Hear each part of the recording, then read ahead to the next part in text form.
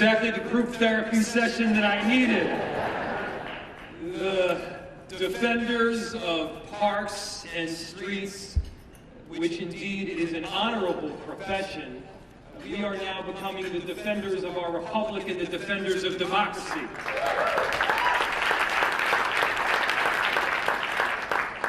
And it is heartwarming to be here with all of you because, I see your name on amicus briefs.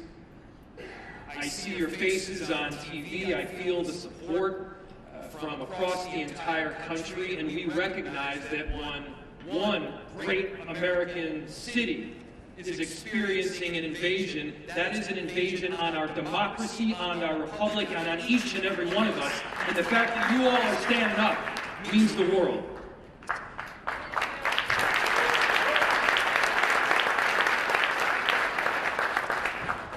Never in a million years did I think that we would be in this place where troops and federal agents by the thousands have been deployed on a great American city, where the Department of Justice is used as a weapon to silence dissent, where the very foundational principles of our democracy and of our republic are questioned.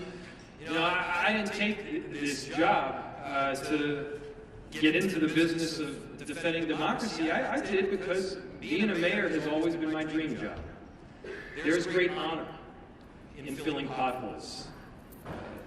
It is noble to keep people safe and to build affordable housing. That work which we do every single day is foundational to the principles of our republic, and all the same, we find ourselves in a different position right now. We are on the front lines of a very important battle. And it's important that we aren't silenced, that we aren't put down. This is not a time to bend our heads in despair or out of fear that we may be next, because if we do not speak up, if we do not step out, it will be your city that is next.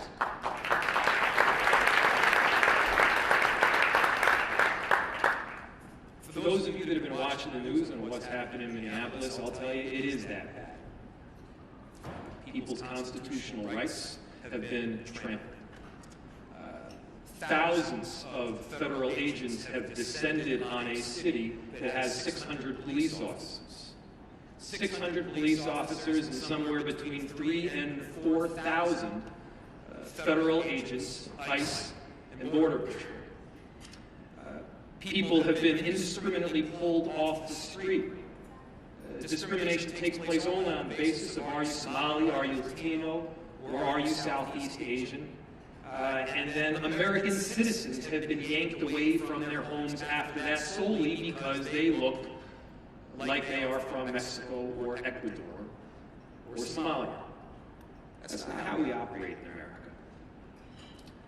In America, we have these foundational principles of law. We abide by our Constitution. The rule of law is not just something that you say, but it is something that we practice each and every day. And as mayors, we know that. As mayors, we operate in the reality business.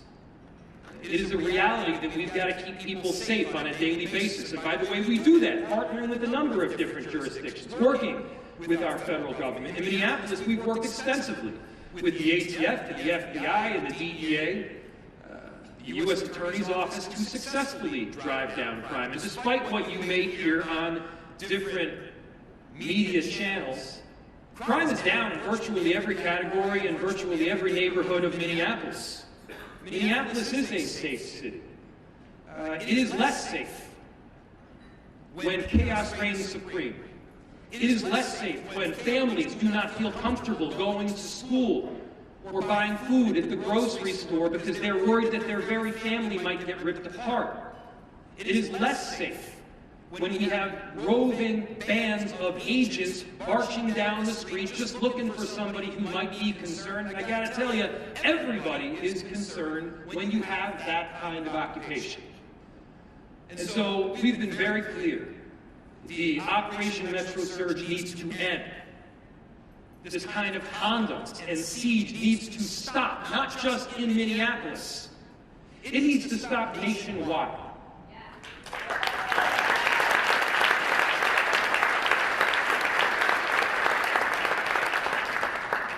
what's become clear to me is this is obviously not about safety.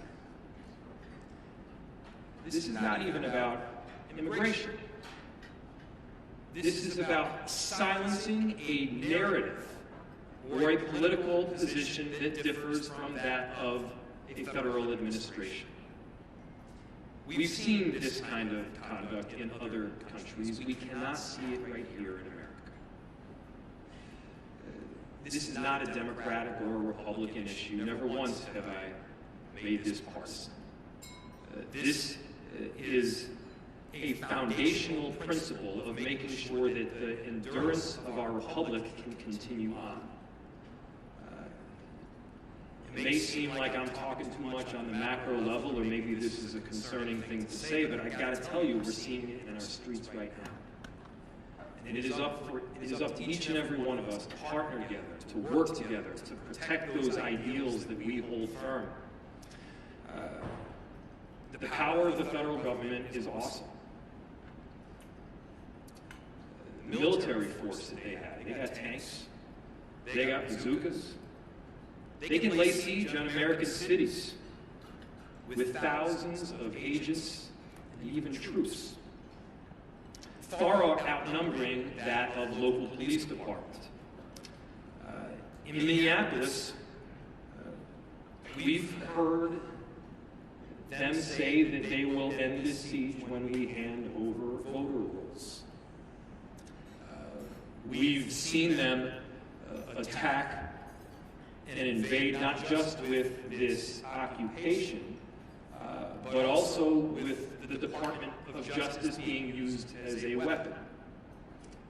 They're investigating me and several other local elected officials, not because we've done something wrong, but because we have exhibited one of the core responsibilities that both I and you have as mayors. And that is the core and foundational responsibility to speak on behalf of your constituents.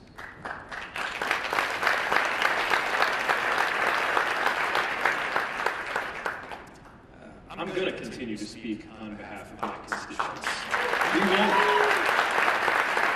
be intimidated in Minneapolis, and if there is any place to take inspiration from, don't take it from me.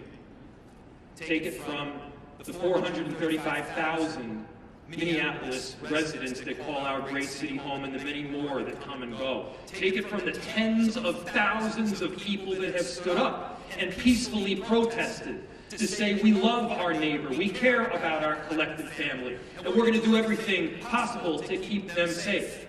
Take inspiration from the people that are dropping their neighbors off to the grocery store or standing guard outside a daycare to make sure that their families don't get ripped apart. Take it from the countless people that are exhibiting this foundational love of both city and, importantly, country. This is an opportunity to be a patriot, to stand up for the kinds of liberties and freedoms that we all hold dear. As a nation of immigrants, it should not matter where you are from. We rise based on our own merit, we fall based on our own flaws. Whole communities are not held accountable for the actions of a few. In America, we've got that kind of due process. We've got to stand by that due process where you actually have rights. Those rights are exhibited in the form of a court system. And the battlefield that we need to be operating on is that court system right now. Look, in cities, we have laws that we abide by. We have work that we need to do. And the reality is you can't exercise the extraordinary power that the federal government has to force nationwide outcomes on localized issues, leaving our own citizens as collateral damage in a hostile negotiation. By their own words, what we've seen this administration push for is this whole concept that might makes right. That might makes right. Stephen Miller has pushed for this concept, calling it the iron law of the world. That might makes right. Stephen Miller is wrong. Time and again,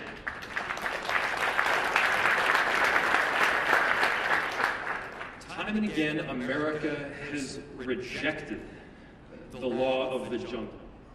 Time and again, America has rejected this notion that might makes right.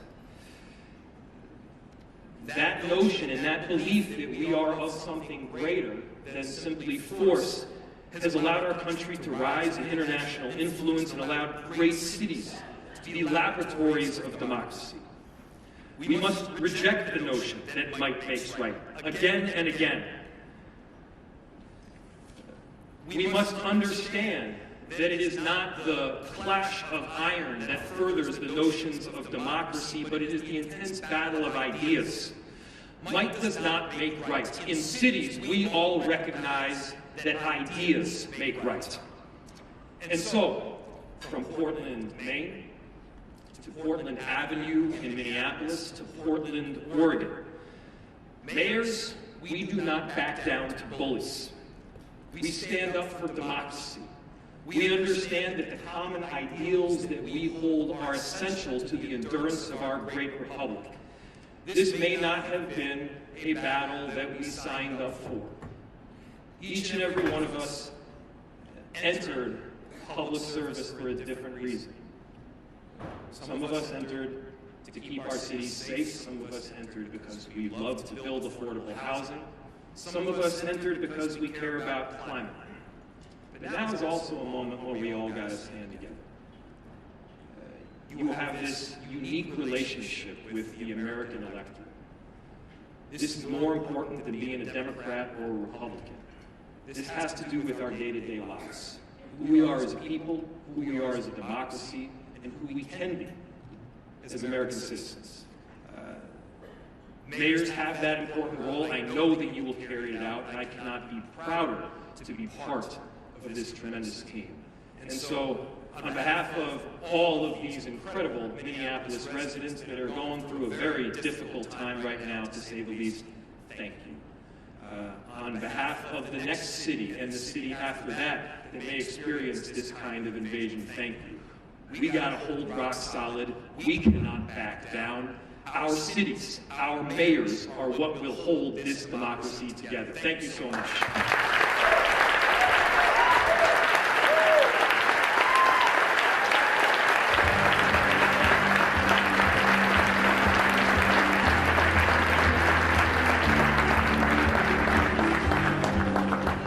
This session is now adjourned.